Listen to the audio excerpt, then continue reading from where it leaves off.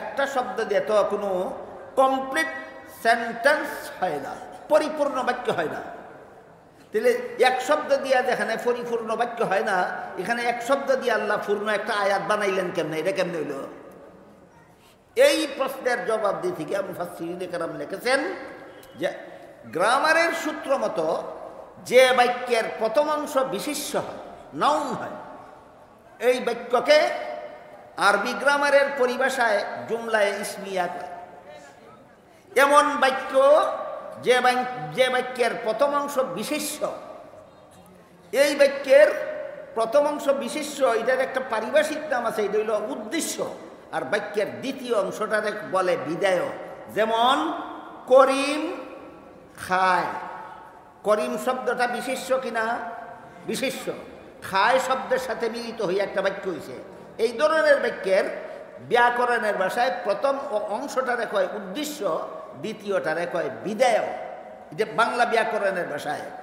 আরবি ব্যাকরণের ভাষায় এই বাক্যের প্রথম অংশটারে কয় মুক্তাদা, দ্বিতীয় অংশটারে কয় খবর। ইংলিশ গ্রামারের পরিভাষায় এমন বাক্যের প্রথম অংশকে বলে সাবজেক্ট, আর দ্বিতীয় অংশকে বলে প্রেডিকেট। কাজে আপনারা যে ভাষার ব্যাকরণ বুঝেন, সেই ভাষার বুঝার জন্য আমি 3 ভাষার উদাহরণ দিচ্ছি, শুনুন। মুফাসসিরিনে কেরাম লেখেন আরবি ব্যাকরণের পরিভাষায় আর রহমান শব্দটাকে আল্লাহ মুক্তাদা সাব্যস্ত করেছেন। পরবর্তী আয়াতকে খবরে আউয়াল, তারপরের আয়াতকে খবরে সানি, তারপরের আয়াতকে খবরে সালিস, তারপরের আয়াতকে খবরে রাবে, তারপরের আয়াতকে খবরে খামিস। এইভাবে প্রতিটি আয়াতকে এক একটা খবর সাব্যস্ত করে, সবগুলি খবরের জন্য একটি মাত্র মুক্তাদা সাব্যস্ত করে। প্রতিটি আয়াতে আয়াতে আল্লাহ এই সূরার শুরু থেকে শেষ পর্যন্ত প্রতিটি আয়াতে আয়াতে শুধুমাত্র রহমানের পরিচয় দিয়েছে। এখন যারা বাংলা ব্যাকরণ বুঝেন তাদের পরিভাষায় করি, আল্লাহ আর রহমান শব্দটাকে উদ্দেশ্য সাব্যস্ত করেছেন। পরের আয়াত প্রথম বিদায়, তারপরের আয়াত দ্বিতীয় বিদায়, তারপরের আয়াত তৃতীয় বিদায়, তারপরের আয়াত চতুর্থ বিদায়, তারপরের আয়াত পঞ্চম বিদায়। এইভাবে সূরার শেষ আয়াত পর্যন্ত প্রত্যেকটা আয়াতকে এক একটা বিদায় সাব্যস্ত করে, আর সবগুলি বিদায়ের জন্য একটা মাত্র উদ্দেশ্য সাব্যস্ত করে। এই পদ্ধতিতে আল্লাহ সূরার শুরু থেকে শেষ পর্যন্ত শুধুমাত্র রহমানের পরিচয় দিয়েছে। এবার যারা ইংলিশ গ্রামার বুঝেন তাদের পরিভাষায় করি, আর রহমান শব্দটাকে আল্লাহ সাবজেক্ট সাব্যস্ত করেছেন। পরবর্তী আয়াতকে সাব্যস্ত করেছেন ফার্স্ট প্রেডিকেট, তারপরের আয়াত সেকেন্ড প্রেডিকেট, তারপরের আয়াত থার্ড প্রেডিকেট, তারপরের আয়াত ফোর্থ প্রেডিকেট, তারপরের আয়াত ফিফথ প্রেডিকেট। এইভাবে প্রতিটি আয়াতকে এক একটা প্রেডিকেট সাব্যস্ত করার পর একটি মাত্র সাবজেক্ট সাব্যস্ত করার মাধ্যমে আল্লাহ এই সূরার প্রতিটি আয়াতে আয়াতে শুধুমাত্র রহমানের পরিচয় দিয়েছে। কোনো ভাষার গ্রামার যারা বুঝেন না, এবার আপনাদেরকে বলি। আল্লাহ বললেন আর রহমানু আল্লামাল কুরআন খালাকাল ইনসান। এর অর্থ হইল রহমানকে কোরআন শিক্ষা দিয়েছেন যিনি, রহমানকে মানুষ সৃষ্টি করেছেন যিনি, রহমানকে মানুষকে বাকশক্তি দান করেছেন যিনি। এই আয়াতগুলির ধারাবাহিকতার দিকে লক্ষ্য করে বলুন, প্রত্যেকটা আয়াতে আয়াতে কার পরিচয় দেওয়া হইল? রহমানের পরিচয় দেওয়া হয়েছে। প্রত্যেকটা আয়াতে আয়াতে আয়াতে রহমানের পরিচয় দেওয়া হয়েছে। এই সূরার ভিতরে আল্লাহর অগণিত রহমত এবং নিয়ামতের বিবরণ দিয়েছেন। এর মধ্যে সর্বশ্রেষ্ঠ সর্বপ্রথম নিয়ামত হইল মানব জাতির প্রতি আল্লাহর কোরআন শিক্ষা। এই জন্য বলেন আর রহমান ও আল্লামাল কোরআন। সবচেয়ে বড় নিয়ামত মানব জাতির প্রতি আল্লাহ প্রদত্ত কোরআনের শিক্ষা হইল মানুষের জন্য সবচেয়ে বড় নিয়ামত। প্রশ্ন জাগে, কোরআন শিক্ষা সবচেয়ে বড় নিয়ামত হইল কিভাবে? আল্লাহ জবাবে বলেন খালাকাল ইনসান। কোরআন শিক্ষার ছোঁয়া যদি তোমার অন্তরে লাগে তবেই তুমি মানুষ। কোরআন শিক্ষার ছোঁয়াও যদি তোমার অন্তরে লাগে না, তুমি বড় শিক্ষিত হতে পারো, কিন্তু ডক্টর আহমদ শরীফের মতো জানোয়ার ছাড়া আর কিছু নয়। তুমি শিক্ষিত হতে পারো, তসলিমার মতো জানোয়ার ছাড়া আর কিছু নয়। এই তসলিমার লেখার একটা বইয়ের নাম অপরপক্ষ। অপরপক্ষ বইয়ে লেখে, আমার পেট আমার শরীরের অঙ্গ, আমার স্বামীর শরীরের অঙ্গ নয়। কাজে আমার স্বামীর অধিকার নাই তার ইচ্ছা মতো আমার পেটে বাচ্চা জন্ম দেওয়ার। আমার পেটে কার কাছ থেকে বাচ্চা নেব না নেব সেটা আমার অধিকার। আমি জিজ্ঞেস করি, একটা পুরুষকে স্বামী বানাইয়া বাচ্চা পেটে নিবে না, যেখান থেকে মনে চায় সেখান থেকে বাচ্চা পেটে নেবে, এমন পেটের জন্য মানুষের দরকার হয় না কুত্তিরও তাকে? তাহলে তসলিমার ফেটে আর কুত্তির ফেটে ব্যবধান কত? তসলিমে কি অশিক্ষিত ছিল না শিক্ষিত? শিক্ষিত। তসলিমা শিক্ষিত হইয়া কুত্তি হইল কেন? কারণ এটা ইসলামী শিক্ষানীতি মতো শিক্ষা গ্রহণ করছে না, মন গড়া শিক্ষানীতি মতো শিক্ষা গ্রহণ করেছে। এই হলো মন গড়া শিক্ষানীতির বিস্ফল, মন গড়া শিক্ষানীতির বিস্ফল। এখানে কোনো ব্যাকরণের ছাত্র থাকলে মনে মনে প্রশ্ন আওড়াইব, কইব শিক্ষিত তো পুরুষরে কয়, মহিলারে শিক্ষিত তা কয়। শিক্ষিত হইল পুরুষ লিঙ্গবোধক শব্দ, আর শিক্ষিত তা হইল স্ত্রীলিঙ্গবোধক শব্দ। এটা ব্যাকরণের নিয়ম।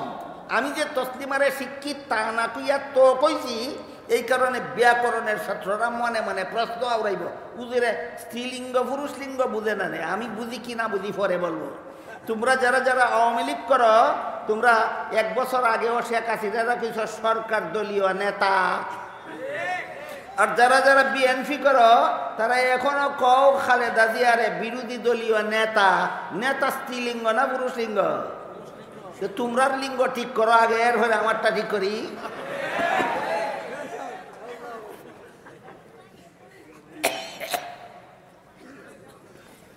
ডক্টর আহমদ শরীফও শিক্ষিত ছিল, তসলিমা নাসরিনও শিক্ষিত ছিল।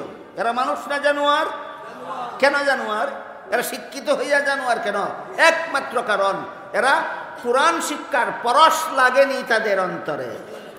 কোরআন শিক্ষার পরশ লাগেনি যাদের অন্তরে, এরা ডক্টর আহমদ শরীফের মতো শিক্ষিত জানোয়ার না হয়ে পারে না, তসলিমা নাসরিনের মতো শিক্ষিত জানোয়ার না হয়ে পারে না। এটা বুঝাবার জন্য আল্লাহ কোরআন শিক্ষার কথা আগে বলেছেন, মানুষ বানাবার কথা পরে বলেছেন। মর্ম দাঁড়ালো, দয়াল আল্লাহ আগে তোমাদেরকে কোরআন শিক্ষার পরশে পরশিত করেছেন, তারপরে তোমাদেরকে মানুষ হিসেবে স্বীকৃতি দান করেছেন।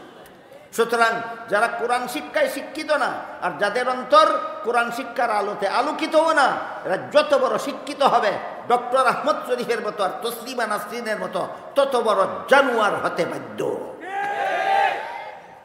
এখানে একটা প্রশ্ন আপনাদের মনে জাগতে পারে যে আমাদের সমাজের যে সমস্ত মুসলমান ছাত্র ছাত্রীরা স্কুল কলেজ ভার্সিটিতে পড়ে, সাবধান, আমি প্রশ্ন করব, আমি জবাব দিব, কেউ জবাব দিবেন না।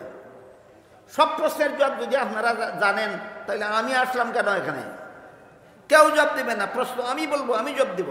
প্রশ্ন আসতে পারে আপনাদের মনে যে আমাদের বাংলাদেশের যে সমস্ত লক্ষ লক্ষ কোটি কোটি ছাত্র ছাত্রীরা স্কুল কলেজ ভার্সিটিতে পড়ে, এরা কি তসলিমার মতো জানোয়ার? এরা কি ডক্টর আহমদ শরীফের মতো জানোয়ার, না এরা মানুষ রইছে? এই হইল প্রশ্ন, এই হইল প্রশ্ন।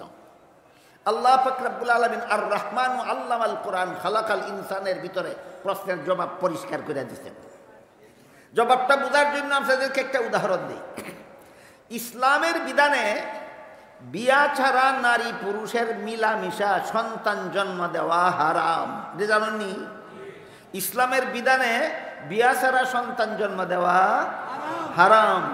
একমাত্র মাদ্রাসার পাঠ্য কিতাবে লেখা আছে, প্রাইমারি স্কুলের কোনো পাঠ্য বইয়ে লেখা নাই, হাই স্কুলের কোনো পাঠ্য বইয়ে লেখা নাই, কলেজের কোনো পাঠ্য বইয়ে লেখা নাই, ভার্সিটির কোনো পাঠ্য বইয়ে লেখা নাই বিয়া ছাড়া সন্তান জন্ম দেওয়া হারাম। অথচ এটা এমন একটা মহামূল্যবান নীতি, যে নীতি মানলে ইমান থাকে, না মানলে বেঈমান। যে নীতি মানলে ইমান থাকে, না মানলে বেঈমান। যেই মহামূল্যবান নীতিটা মানলে ইমান থাকে, না মানলে বেঈমান হইয়া যায়, এত বড় মহামূল্যবান কথাটা প্রাইমারি স্কুলের পাঠ্য বইয়ে লেখা নাই কেন? হাই স্কুলের পাঠ্য বইয়ে লেখা নাই কেন? কলেজ ভার্সিটির পাঠ্য বইয়ে লেখা নাই কেন? একমাত্র কারণ এইগুলির শিক্ষানীতি হইল মন গড়া। এইগুলির শিক্ষানীতি মন গড়া। মন গড়া শিক্ষানীতির এইটা আরেকটা বিস্ফল আছে। একমাত্র মাদ্রাসার পাঠ্য বইয়ে লেখা বিয়া ছাড়া সন্তান জন্ম দেওয়া হারাম। কাজেই আমাদের বাংলাদেশের স্কুল কলেজ ভার্সিটি পড়ুয়া সবগুলি মুসলমান ছাত্র ছাত্রী তসলিমার মতো জানোয়ার হইল না কেন? ডক্টর আহমদ শরীফের মতো জানোয়ার হইল না কেন? তার কারণ হইল, আমার মনে হয় বাংলাদেশের স্কুল কলেজ ভার্সিটি পড়ুয়া প্রতি লাখ মুসলমান ছাত্র ছাত্রীদের মধ্যে ৯৯,০০০ 999টা মুসলমান ছাত্রছাত্রী মনে প্রাণে বিশ্বাস করে বিয়া ছাড়া সন্তান জন্ম দেওয়া হারাম। পড়ছে স্কুলও বিশ্বাস করে বিয়া ছাড়া সন্তান জন্ম দেওয়া হারাম, পড়ছে কলেজে বিশ্বাস করে বিয়া ছাড়া সন্তান জন্ম দেওয়া হারাম, লেখাপড়া করছে ভার্সিটিতে বিশ্বাস করে বিয়া ছাড়া সন্তান জন্ম দেওয়া হারাম। কেন বিশ্বাস করে? তাদের পাঠ্য বইয়ে লেখা ছিল না। কথাটা ফাইল কই বিশ্বাস করে কেন? এটা বোঝার জন্য একটা উদাহরণ দিই। দেখেন আপনাদের মাথার উপর সামিয়ানার নিচে অনেকগুলি বাতি জ্বলে। এই বাতিগুলির আলোতে আপনাদের এই মাঠ আলোকিত। আপনারা যে যেখানে বসেছেন আমি এখান থেকে দেখি, আমরা যারা মঞ্চে বসেছি আপনারা সবাই দেখেন। দেখুন তো আমাদের দেখা যায় কেন? দেখা যায় আমার গায়ে বাতি জ্বলে, জ্বলন্ত বাতির আলো লাগে। ঠিক তেমনি ভাবে মানুষ গড়ার শিক্ষার বাতি জ্বলে একমাত্র মাদ্রাসায়। মানুষ গড়ার শিক্ষার বাতি জ্বলে একমাত্র মাদ্রাসায়। সেই বাতির আলো লাগে গিয়া স্কুল কলেজ ভার্সিটি পড়ুয়া মুসলমান ছাত্রছাত্রীদের অন্তরে। এই কারণে এরা সরাসরি বিয়া ছাড়া সন্তান জন্ম দেওয়া হারাম এই কথাটা তাদের পাঠ্য বইয়ে না পাইলেও বাংলাদেশের মাদ্রাসা শিক্ষার প্রভাব এত সুদূর প্রসারী। পড়ছে স্কুলও, পড়ছে কলেজও, পড়ছে ভার্সিটি, কিন্তু আলেমদের সাথে উঠা বসার কারণে, আলেমদের সাথে চলাফেরা করার কারণে, আলেমদের ওয়াজ নসিহত শোনার কারণে, আলেমদের সঙ্গ লাভ করার কারণে, আলেমদের মাধ্যমে জানতে পেরেছে বিয়া ছাড়া সন্তান জন্ম দেওয়া হারাম।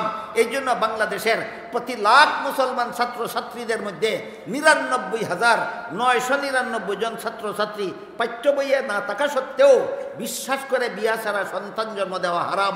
বলুন, এরা কোরআন শিক্ষায় শিক্ষিত না কোরআন শিক্ষার আলোতে এদের অন্তর আলোকিত? কোরআন শিক্ষার আলোতে এদের অন্তর আলোকিত। এই যে স্কুলে পড়াও তসলিমার মতো জানোয়ার হতে পারেনি, কলেজ ভার্সিটিতে পড়াও ডক্টর আহমদ শরীফের মতো জানোয়ার হতে পারেনি। কতজনের মধ্যে কতজন কইছি? লাখের মধ্যে 99,999 জন। বাদ গেল কজন? একজন বাদ দিলাম কেন? সালমান রুশদিদের জন্য। একজন বাদ দিলাম কেন? লতিফ সিদ্দিকীদের জন্য। একজন বাদ দিলাম কেন? শামসুর রহমানদের জন্য। একজন বাদ দিলাম কেন? ডক্টর আহমদ শরীফদের জন্য। একজন বাদ দিলাম কেন? তসলিমা নসরিনদের জন্য। এই পার্থক্যটা বুঝাইয়া আল্লাহ বলেন, আর রহমানু আল্লামাল কুরআন খালাকাল ইনসান। মর্ম হলো আল্লাহ দয়া করে কোরআন শিক্ষা দিয়েছেন। এই কোরআন শিক্ষায় যারা শিক্ষিত আর যাদের অন্তর কোরআন শিক্ষার আলোতে আলোকিত, এরা ইসলামী শিক্ষানীতির পরশ পেয়েছে। এই জন্য এরা তসলিমার মতো জানোয়ার হবে না কোনোদিন, এরা ডক্টর আহমদ শরীফের মতো জানোয়ার হবে না কোনোদিন। এতক্ষণে আমি আপনাদেরকে বুঝাতে পারলাম ইসলামী শিক্ষানীতি আর মন গড়া শিক্ষানীতির ফলাফলের ব্যবধান। মন গড়া শিক্ষানীতির ফসল হইল তসলিমা নাসরিন, মন গড়া শিক্ষানীতির ফসল হইল আহমদ শরীফ, মন গড়া শিক্ষানীতির ফসল হইল লতিফ সিদ্দিকী, মন গড়া শিক্ষানীতির ফসল হইল সালমান রুশদি, মন গড়া শিক্ষানীতির ফসল হইল শামসুর রহমান। আর ইসলামী শিক্ষানীতির ফসল হলো যারা স্কুল কলেজ ভার্সিটিতে পড়েও কোরআনের হালাল হারামে বিশ্বাসী। কোরআনের হালাল হারামে বিশ্বাসী। সুতরাং শুরুতেই বলেছিলাম, ইসলামী আইনে শাসিত দেশের সরকারের কাছে দেশের সমস্ত নাগরিকের 3 নম্বর প্রাপ্য, 3 নম্বর অধিকার, এদের সবাইকে শিক্ষা গ্রহণ করার সুযোগ সুবিধা এবং ব্যবস্থা দিতে হবে। মুসলমানদেরকে ইসলামী শিক্ষার সুযোগ সুবিধা এবং ব্যবস্থা দিতে হবে। হিন্দু নাগরিকদেরকে হিন্দু ধর্ম শিক্ষার সুযোগ সুবিধা এবং ব্যবস্থা দিতে হবে। অন্যান্য ধর্মাবলম্বীদের তাদের ধর্ম শিক্ষার সুযোগ সুবিধা এবং ব্যবস্থা দিতে হবে। বলুন, কার কাছে কার প্রাপ্য? সরকারের কাছে জনগণের প্রাপ্য। এই সমস্ত প্রাপ্যের নাম মুসলিম অধিকার নয়, এই সমস্ত প্রাপ্যের নাম নাগরিকের অধিকার, মানবাধিকার। এই দেশের নাগরিক যে কোনো ধর্মাবলম্বী হোক, তার ধর্ম শিক্ষার সুযোগ সুবিধা সরকারকে করে দিতে হবে। কাজেই প্রথম শিক্ষা, এই খাদ্য যেমন মানবাধিকার, বস্ত্র যেমন মানবাধিকার, সরকারের কাছে শিক্ষা পাওয়ার ব্যবস্থাটাও এটা সমস্ত নাগরিকের মানবাধিকার, নাগরিকের অধিকার।